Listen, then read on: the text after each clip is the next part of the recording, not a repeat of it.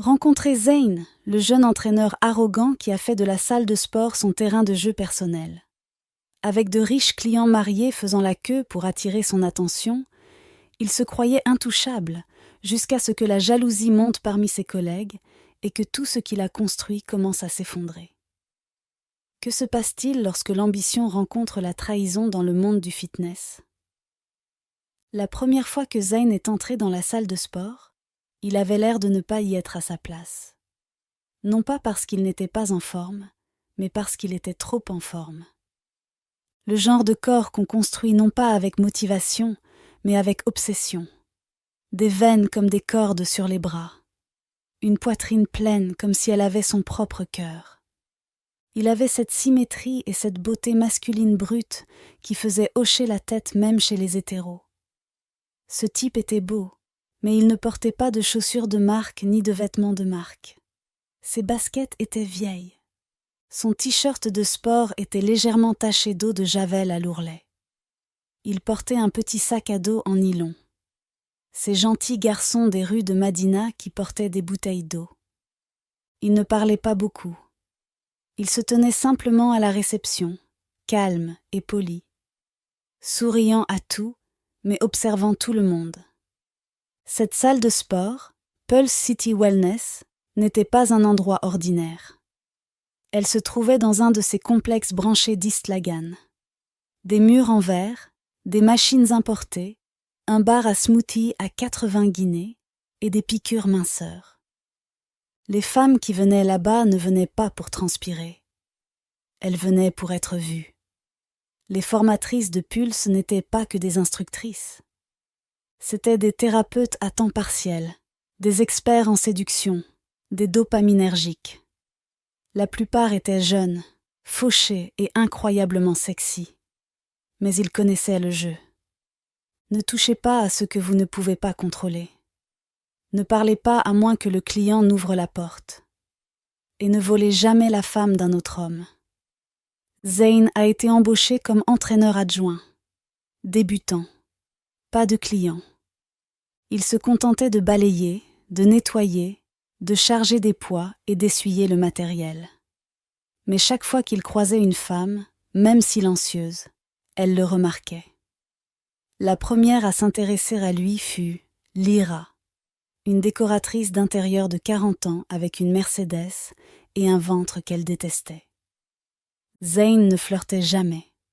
Il remarquait juste des choses, comme sa façon de toujours ajuster sa chemise après les flexions, sa façon d'éviter les miroirs, la taille qu'elle laissait échapper à chaque appel de son mari. Un jour, alors qu'il l'aidait à s'étirer, sa main resta sur l'arrière de sa cuisse une demi-seconde de plus que nécessaire. Elle ne s'est pas éloignée. La séance suivante, elle lui a apporté du Red Bull, puis un 200 Ganais dans le pourboire de Sadie. Dès la 3e semaine, elle a demandé à Zayn d'être son entraîneur à temps plein. Il suffit de le faire passer du nettoyage aux séances privées, a-t-elle dit au responsable. Il a du potentiel. Et ce n'était pas tout. Une autre femme, mince, plus âgée, visiblement avocate, arriva tôt juste pour discuter avec Zayn. Une 3e lui demanda son numéro pour coordonner les repas. Puis un 4e. Tous mariés. Tous riches, tous fidèles à leurs entraîneurs principaux, jusqu'à ce que Zayn leur touche le bas du dos pendant les répétitions assistées et leur redonne une jeunesse. Les autres garçons l'ont remarqué, bien sûr, mais au début, ils n'ont rien dit, parce que ce n'était pas sérieux, ou peut-être parce qu'ils étaient tous passés par là. Quand les femmes commencent à vous remarquer, quand l'argent apparaît de nulle part, quand votre parfum est plus fort que vos paroles. Mais Zayn ne se contentait pas de surfer sur la vague. Il la guidait. À la fin du 1er mois, il ne portait plus son sac en nylon. Il avait opté pour un sac de sport Nike noir ajusté. Son t-shirt, personnalisé avec le logo Zayn Fitness, était brodé sur l'épaule. Quelqu'un l'avait conçu pour lui. Il l'avait même payé. Et ses clients? Que des séances privées. Tous mariés. Tous âgés de plus de 35 ans. tous payant en espèces. Un soir, dans les vestiaires, l'ado, l'entraîneur principal, se tourna vers Derricks et lui dit doucement : « Ce garçon n'est pas seulement là pour s'entraîner, il est là pour prendre. » Mais Drix secoua la tête. « Laissez-le profiter. À chaque chien sa saison. » Ils rirent tous les deux. Mais aucun d'eux ne savait que la saison de Zane n'arriverait pas. Elle avait déjà commencé. Au bout de 3 mois à Pulse City Wellness, Zane avait dépassé les miroirs. Il ne vérifiait plus son corps avant les séances. Il savait déjà à quel point il était beau. Ses abdos restaient secs même par temps chaud. Sa mâchoire était toujours nette. Sa voix avait cette basse qui résonnait dans la poitrine. Et surtout, il comprenait désormais son pouvoir. Les femmes sont venues le chercher plus tôt. Elles ont ri trop fort. Elles lui ont touché le bras lorsqu'il lui a expliqué. Je lui ai envoyé un SMS tard le soir, avec des captures d'écran de la balance et la légende « Tu me changes ». Mais il ne lui accordait pas seulement de l'attention. Il lui donnait de l'argent. 500 pourboires de Sadi ghanéens. 800 allocations de Sadi ghanéens. 3000 gouttes de remerciements de Sadi ghanéens. Certains ont appelé ça une thérapie. D'autres ont simplement séché la séance et réservé l'hôtel. Les autres entraîneurs ont commencé à en ressentir les effets. L'ado avait autrefois été un enfant chéri. Une poitrine généreuse, une peau profonde, un charme de vétéran. Aujourd'hui, il était son client préféré. Une banquière tape à l'œil nommée Vera. Elle a commencé à poser des questions comme « Où est le nouveau ? Celui avec un joli sourire. » Drix, qui jonglait avec 3 clients mariés réguliers, n'en avait plus qu'un.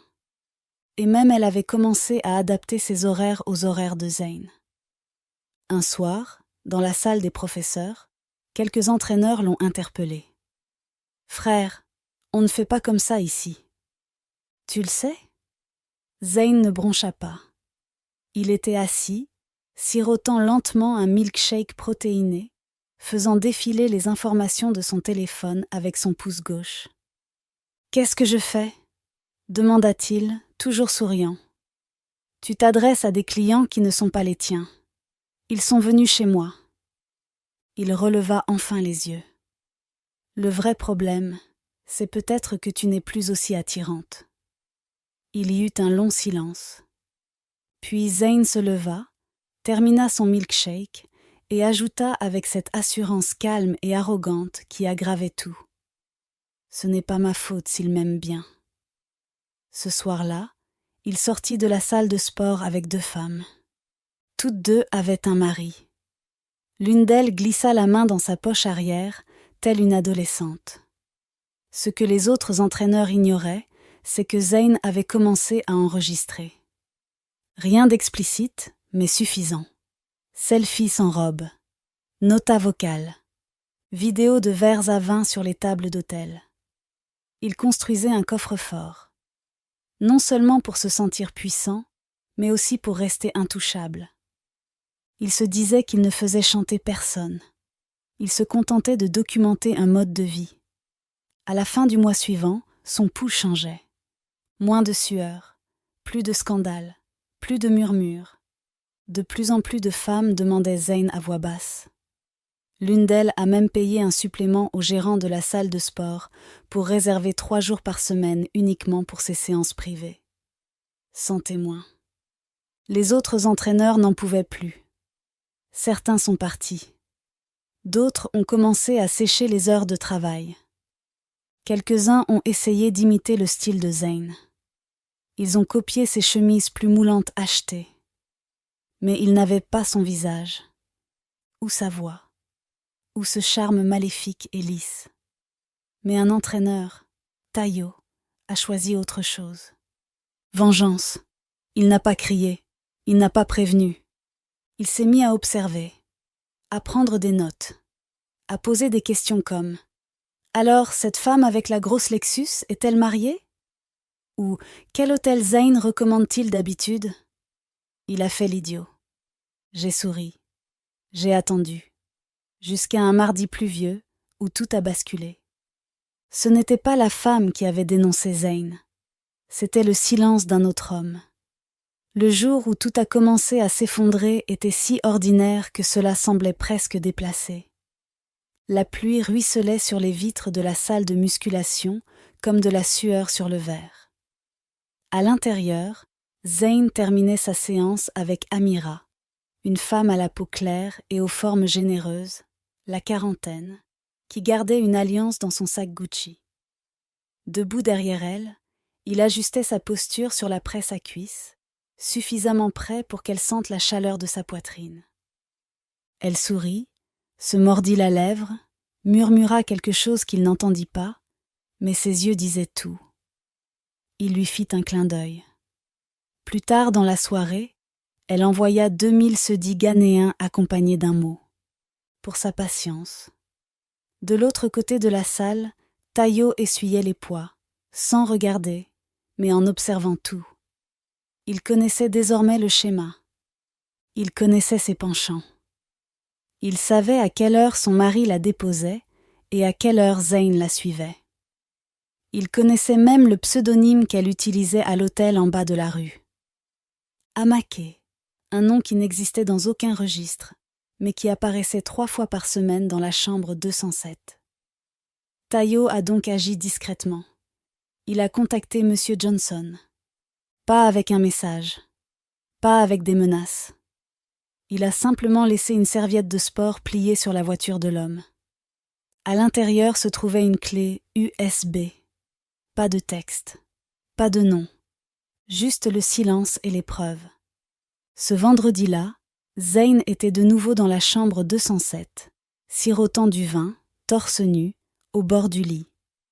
Amira était dans la salle de bain, riant, lui disant d'attendre.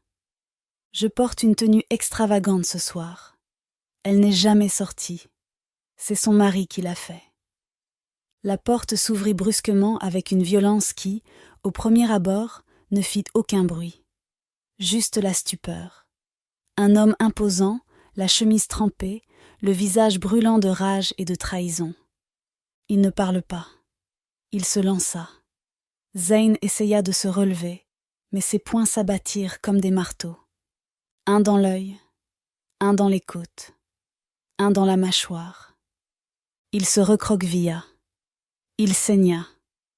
L'homme se pencha au-dessus de lui, haletant comme un loup, et murmura. Ce n'est que le début. Il sortit, laissant Zane haletant sur le carrelage de l'hôtel, la vue noyée dans le rouge. Le lendemain, des captures d'écran commencèrent à fuiter. Des comptes anonymes sur les réseaux sociaux publièrent. « Mesdames, le bien-être Pulse n'est pas ce que vous croyez.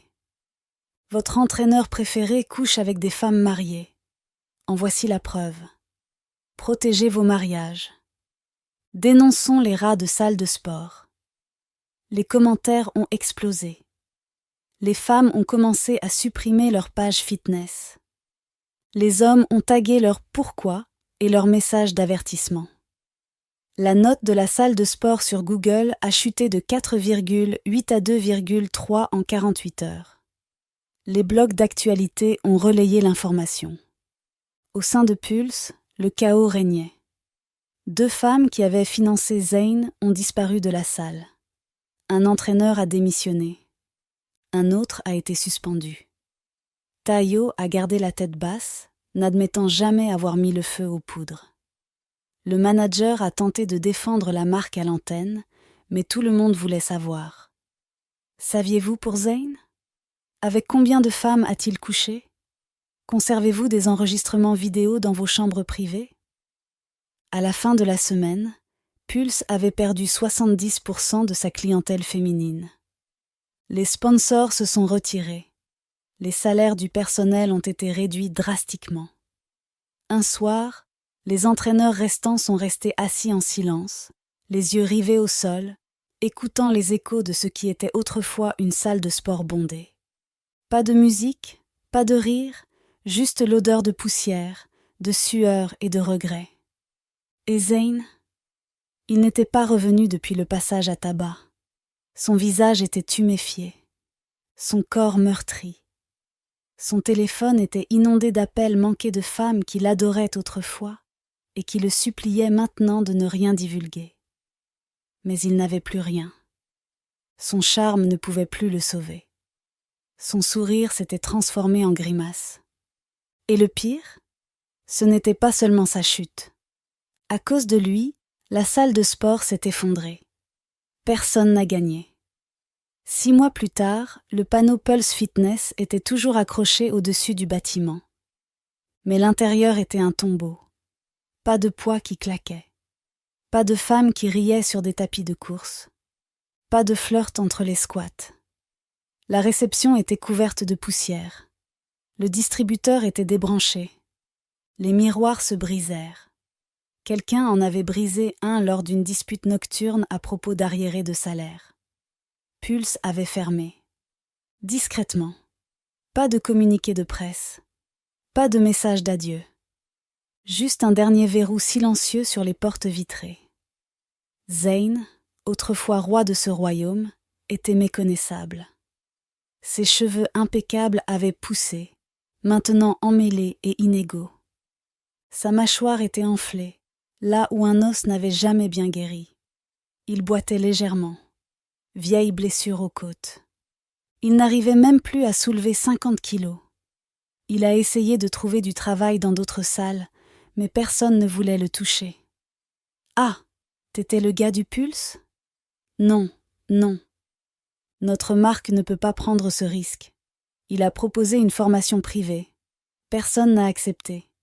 Les femmes qui l'emmenaient à Dubaï ou lui envoyaient de l'argent en un clin d'œil avaient disparu.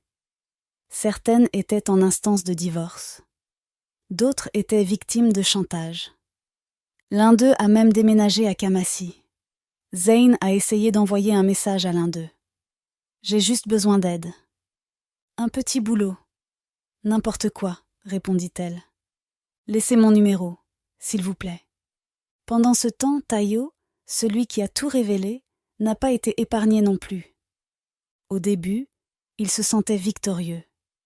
Il avait débarrassé la salle de sport du problème. N'est-ce pas? Mais dans la foulée, il a aussi perdu son emploi. La salle de sport n'avait plus les moyens de payer qui que ce soit. Sa petite amie, qui travaillait à la réception, l'a accusé de l'effondrement. Tu te crois meilleur que lui, mais tu es juste amère. Elle est partie. Elle a trouvé un emploi dans un spa bien-être. Elle n'a jamais regretté son choix. Un soir, Tayo passa devant le gymnase, ses clés tintant dans sa poche, sachant qu'aucune d'elles n'ouvrait plus rien. Il regarda à travers la vitre et vit son reflet. Seul, pluvieux, fatigué.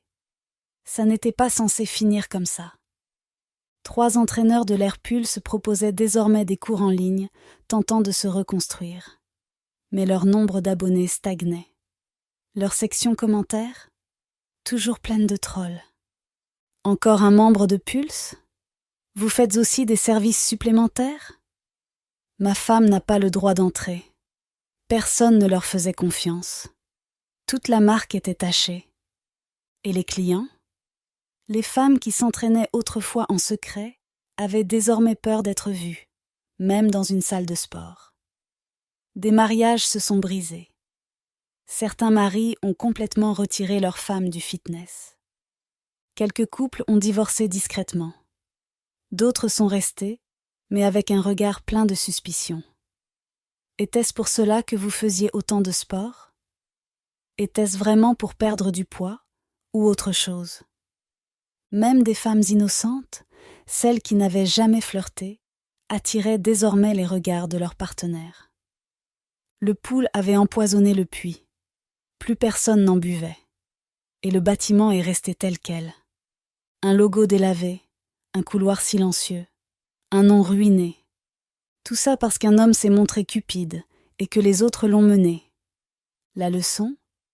Zane avait tort de coucher avec des femmes mariées, mais ses collègues aussi. Ils utilisaient tous leur physique pour s'enrichir sur le dos de femmes qui avaient un foyer et un mari. La seule différence ?